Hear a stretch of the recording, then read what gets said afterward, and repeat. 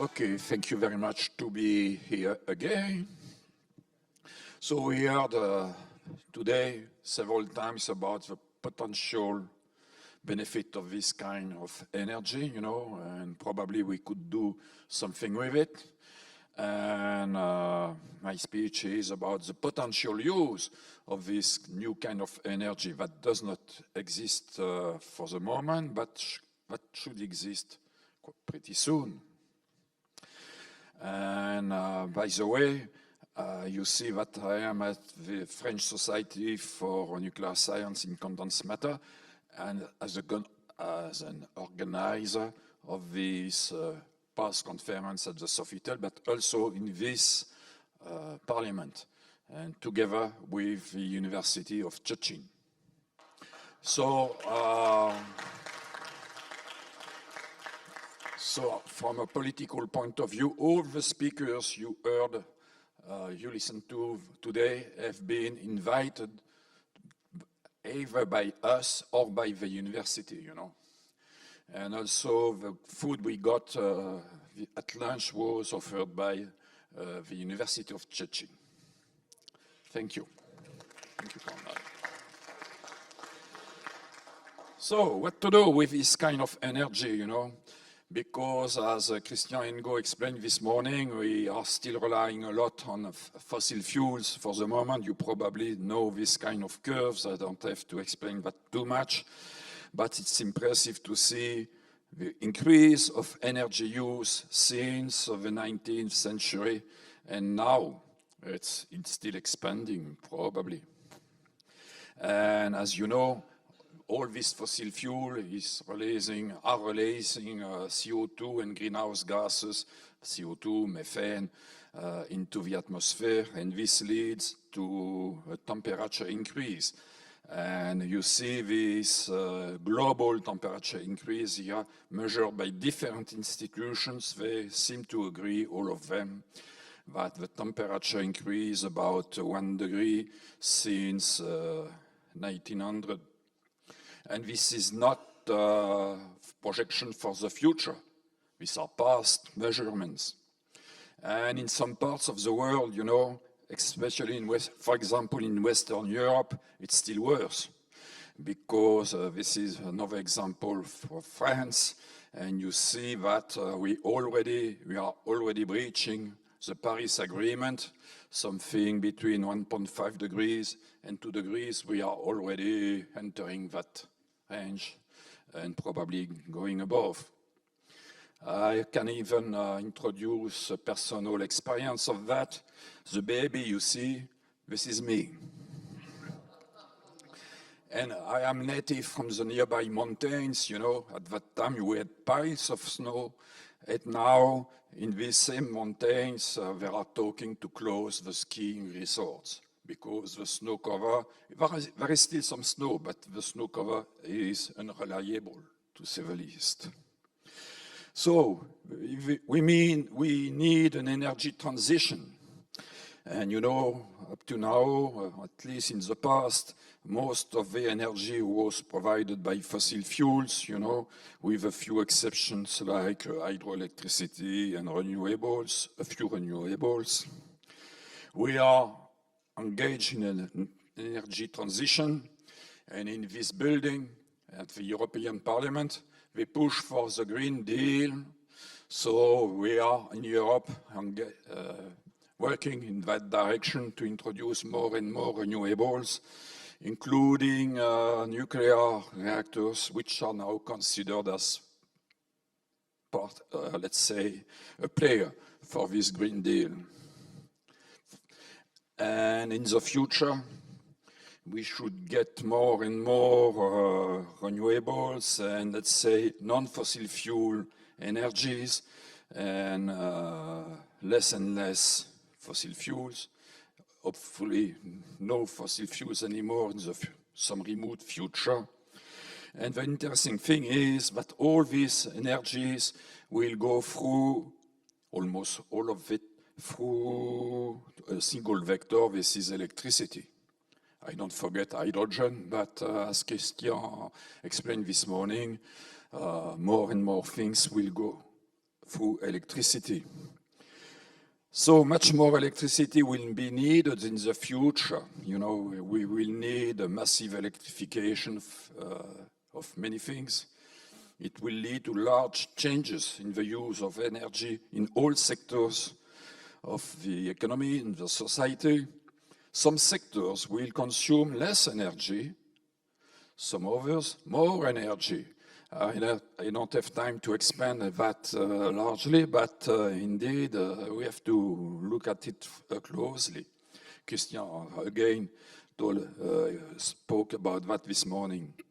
And new technologies will be developed, some not even imagined today. So,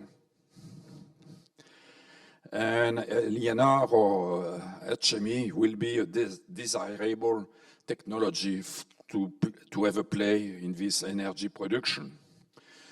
An example of the consequences of massive electrification, you know, instead of residential or commercial electrical appliance for heating, you are going to use heat pumps. And of course, heat pumps consumes less electricity at the counter, of course, to get some heat in your house. Another example I know from past life is the production of iron and steel. In the past, iron and still now, iron and steel is mainly obtained by coal, coke, and such fossil fuel. And in the future, and it's already starting now, more and more steel will be produced by hydrogen. And hydrogen, for the moment, it's produced out of methane, thank you. But if in the future hydrogen is produced by other ways, the production of steel will no longer rely on fossil fuel. Another example you probably know, these are electric vehicles. For ground transportation, you refuel your car with gas, you know.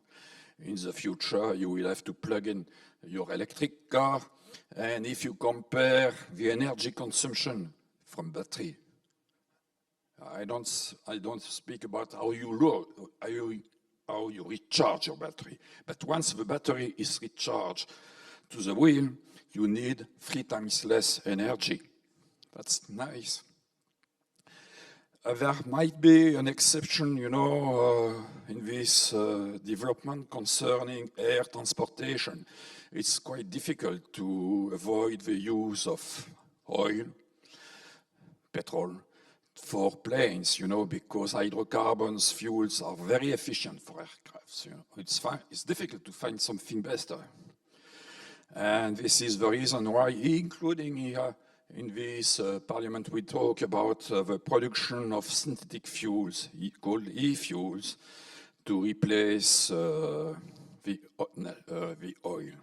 At least it will be carbon neutral because the CO2 released in the atmosphere during a flight will be recycled in the production of synthetic fuel.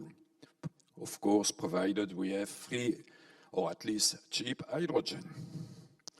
So, all that to say that we will need a new source of energy, new sources of energy, and for sure we believe ourselves here that HME is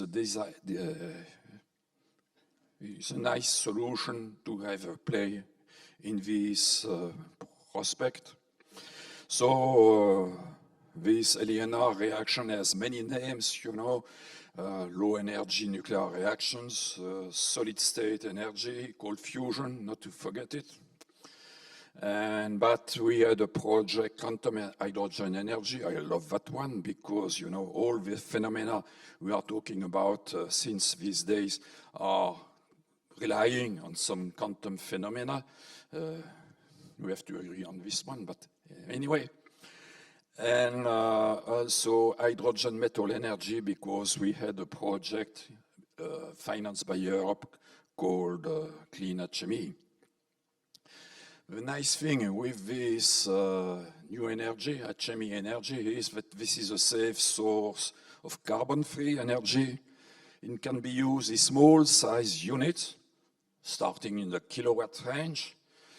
We making the possibility to have distributed generators. If you have distributed generators, you don't have to rely on the grid, you know, and it will give think about it. It will be difficult for the states to charge you taxes for the distribution of electricity. It will create problems here, including here, how to get taxes if there is no electricity to distribute anymore. Anyway, and the fast development will be possible because the power rating of this distributor is limited. To set up a new nuclear power station takes something between 10 and 20 years. But if we can start to develop small generators, you know, it may go much, much faster. And if we have many of these generators, low cost should be possible thanks to the very large number of units. In the industry, we know that massive production of similar units gives the possibility to reduce the cost. So we should get low-cost electricity. How low? This is what we would like to know. And in combination with carbon-free energy, so this new source of energy should contribute to the energy transition. It will be politically incorrect to say here that we are going to kill everything, but it's politically correct to say that we are going to play in that direction. So what is an HME reactor? We made some assumptions during this project that this is a device that receives some form of excitation, whatever it is, and that generates some heat. And okay, this is just an assumption, you know. And the heat can enter a heat converter, a thermodynamic converter, to generate some electricity. And hopefully you will produce so much electricity that sufficient electricity will be available to be fed back to the excitation supply to have self-sustained operation. I don't want to enter into technical details, but this is the kind of study we made in this project. Also, further down the road, we think that it will be possible to have direct production of electricity with some generators designed specially not to release heat, but to give off directly continuous DC electricity. Nice. But it will be probably in a more remote future.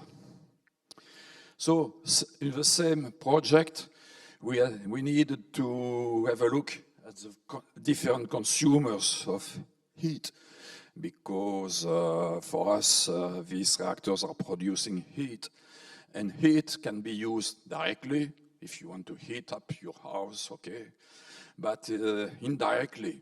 If you want to drive your car with an internal combustion engine, the engine is producing heat. But you don't care about it. You care about the mechanical energy. But indeed, what you do what your engine does is producing heat internally, and this is an indirect use, of course. So this table is hard to read, so we transform it into graphs. Frankly speaking, we had to focus on the main users, you know, and these are only estimations. So these are the numbers of heat users, direct use and indirect uses of electricity. And what do we see in gray? The small power ratings, the front scale, the left, the right. The scale on the right tells you the temperature rating of this user, at what temperature the heat is used. And the vertical scale on the left, this is the number of users. And we see a few high columns. The gray one, these are the electrical appliance, you know, for the fridge in your home, electrical appliance for heating and things like that. At the back, the blue high columns, these are the number of cars and trucks. And everything else in terms of numbers is quite limited. But of course, not all users have the same power rating. So you have the linear scale here, as I said. But if you look now with a logarithmic scale, the figure is improved, and you start to see the different uses of energy. For example, food processing in green. You still see the dark blue at the back, the transportation, cars and trucks, and so forth. Red ones, these are the high temperature metallurgical furnaces. And on the right, the brown one, these are the power stations, you know, again, in terms of number of heat users. 1.4 million automobiles, you know, it's quite a lot. It's a market if we could supply that. But only 440 nuclear reactors worldwide. So, and if we look at the cumulated power per sector, of course, this is different. And you get this graph. You start to see the power station on the right, the brown one, of course, taking importance because they produce, obviously, a lot of energy, of electrical energy. So, what will be the result of the introduction of these new HME reactors in this frame? It will depend on the temperature class. The temperature class, this is the temperature of the heat delivered by the system, you know. We call it the temperature class, classification. The power rating, it can be something ranging from watts to kilowatts to megawatts, but also the specific power, how many kilowatt per cubic meter of systems, you know. And this is what we are thinking about it. We also think that at the beginning, the temperature class will be quite limited. This is an assumption, you know, we have to make some assumptions in such a study. So let's start at 100 degrees C. And surprisingly enough, there is already a huge market for devices delivering heat at below 100 degrees C at a small power rating. Of course, all the heating appliances could be HME reactors. Why not? And these are already huge numbers. We are talking about billions of such machines, small ones. And billions of machines. When you are talking about billions of machines, of course, the industry starts to be, you know, interested. If you are able to deliver heat between 200 degrees C and 350 degrees C, more things become possible, you know, to feed the industry for food processing, for pulp and paper, large users indeed, commercial market malls, and so forth. And if you can produce heat at 350 degrees C and more, then it becomes possible to generate electricity with decent yield of 350 degrees C. This is no magic. This is exactly the temperature class of the present fission nuclear reactors. So, you know, it's an easy target, I would say. Easy, well, at least this is a reasonable target.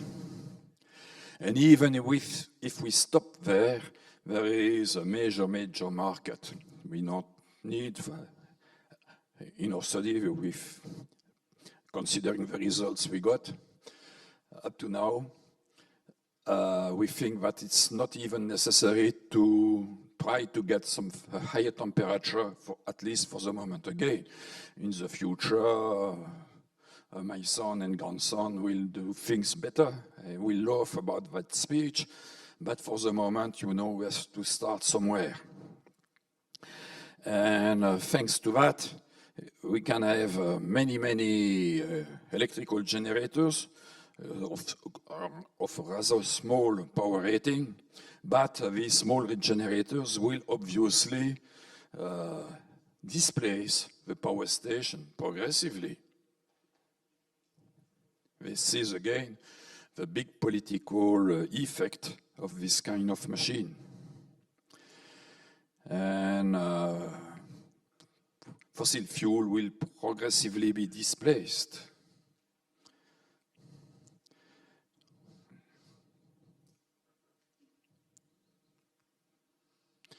And if you can produce electricity at a low cost, of course, with electricity, you can do whatever you want.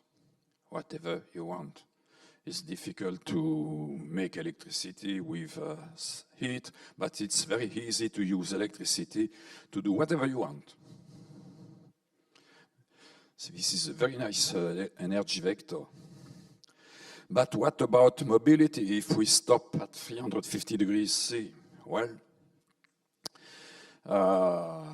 again, internal combustion engines and aircraft engines, they love oil because they have a unique high specific energy density. So we think that this mobile equipment, it will be difficult to supply the heat out of HME reactors directly, but it will be possible to do it indirectly. For example, to recharge the batteries of electric vehicles, to supply hydrogen to the fleet of transportation vehicles using hydrogen, or even to start the production of synthetic fuels with hydrogen and CO2. And even CO2 retrieved by direct air capture from the atmosphere, you know. Some people say, oh, direct air capture, this is a political trick to allow you to release as much CO2 as you want. Oh, well, yes, maybe, but for sure, from a pure technical point of view, it offers a possibility to do it in the future. And it's already starting now. And in the future, of course, we may develop, my son and grandson may see some days high specific power reactors to do things better than what this slide promises.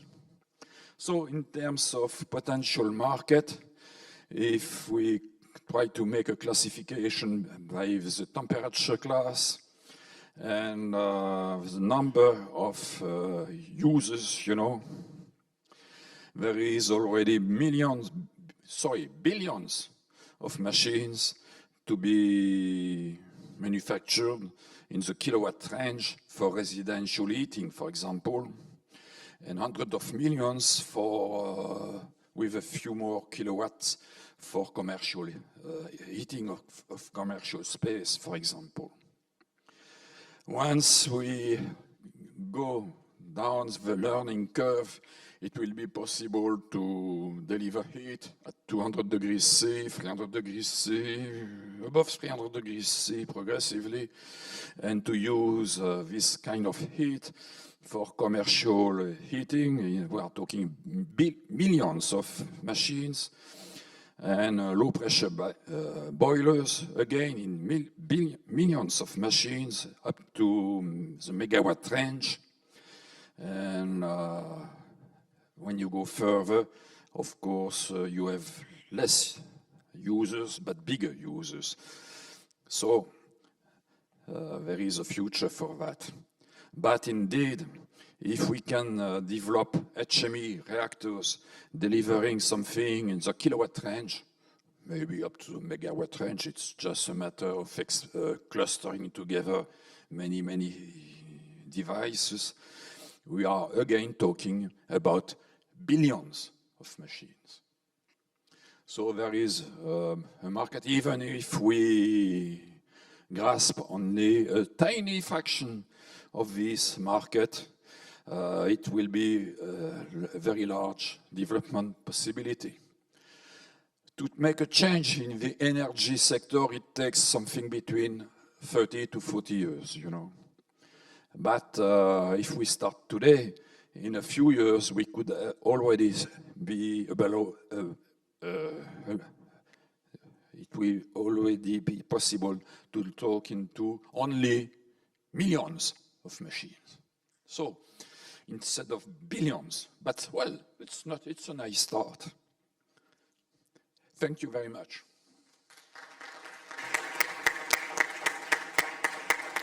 Okay, we'll take 2 questions. Who's got the first question? Yes, sir. Is there somebody over there? Yeah, it's okay. Thank you. Thank you, Jacques, for this very interesting foresight, kind of exercise about HME. I have 2 comments. First of one is about the political, the energy mix, I mean renewables energy mix in the European perspective for now. There is committed objectives to reach 75% of renewable energies in Europe in the coming years.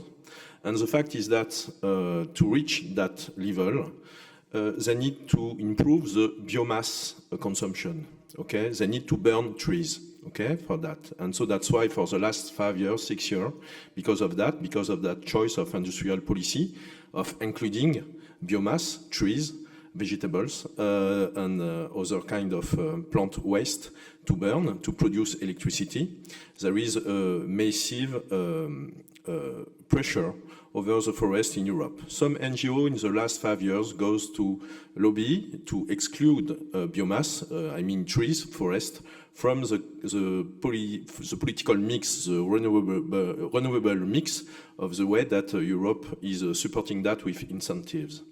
And so the HME as can have a direct impact to reduce the pressure to create heat by burning trees. So that's a key point to keep in mind, because when you are distinguishing the category of market because of the temperature we need to reach, the fact is that we have big industrial, big actors that are pushing to invest, support, develop thermic center, thermic reactor to burn trees and biomass to produce the electricity that we are pushing. In parallel, from the recent years, there is also a push from France towards nuclear traditional energy, and with a kind of alliance to try to include nuclear industry, the traditional one, as renewables energy to fit inside the Green Pact and so on. Okay, so we have that kind of big move that we have to take in account. And also there is a digital, because the digital is a sector of the industry, sector of the consumption of energy, who is growing the most currently. And so there is maybe, it's reached for 10%, something like that, of the greenhouse emission, the digital consumption, and so the digital development, the development of the market of the digital appliances and so on. So it's also an issue to consider in the kind of strategic deployment and utility of the HME proposal and solutions. Thank you very much for that foresight. So thank you for that question. You, ladies and gentlemen, you have a vivid example of the kind of lobbying attitude and discussion taking place in this room when the deputies are here. Because lobbying is a key word. Oh no, isn't it? So of course everybody plays his own role, and you are talking about trees. I remember some joke, not discussion, taking place here some years ago. We have to make a choice between driving and heating, food or cars.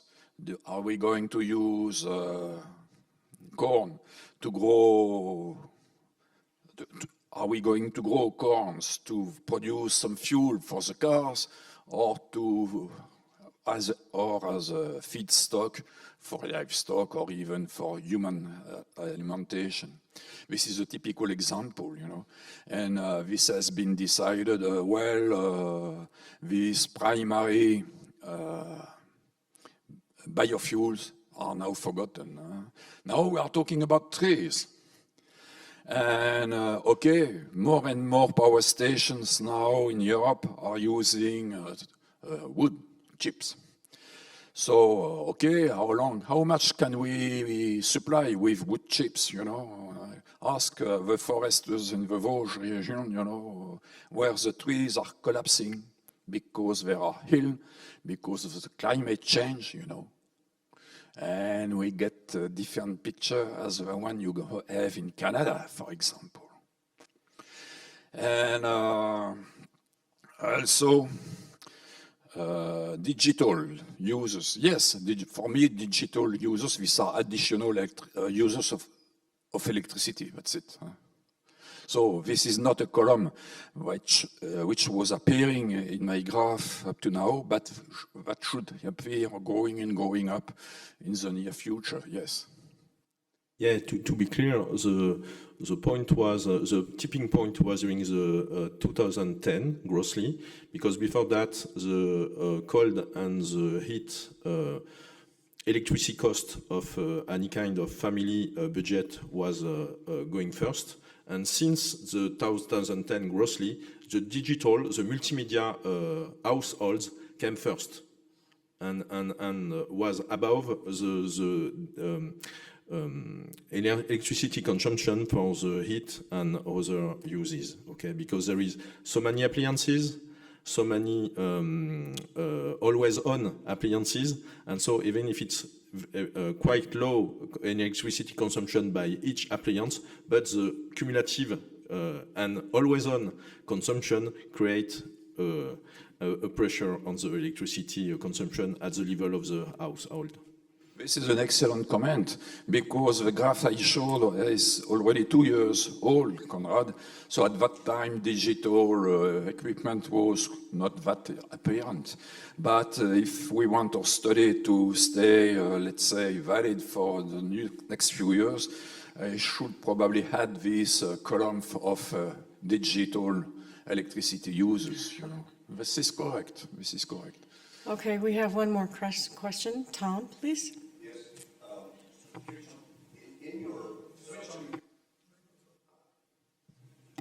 In your presentation, you paint a rather happy picture about the low temperature energy production units being readily available even right now. So my first question is, what are the constraints to start at that point with the low temperature energy and with the millions and billions of units? You know, if you look at the energy use in a typical house, the big users, you know, this is the production of hot water, sanitary water, and heating, space heating. If you tell to the children, please switch off the lamps because you are consuming electricity, it's nice to teach that, but indeed the lamps are consuming very little. So, but the big users, this is the production of heat water. So it's much more efficient to teach your children not to stay 10 minutes under the shower, you know. This is, if you want to save energy, this is the first thing to do. And water heating is probably the first accessible market. And do you think that that the market is accessible at this time, or what are the constraints? Is the market available to units that are capable of being produced at this time, or is there still development that needs to be done? What are the constraints for these low temperature water heating applications? Any idea about that, researchers? Okay. Yeah, Yes. I would say the number one constraint would be reliability and reproducibility. I don't know where Flashman got his data or the background, but I have been in discussion with him where he said, and I think the numbers were 80% of the energy consumed is low-grade heat. I don't know what the limits were on that. Dave, do you recall discussions like that? So, but when you think about it, you can heat your house, you can do an awful lot of things with low-grade heat, and that was a comment he made.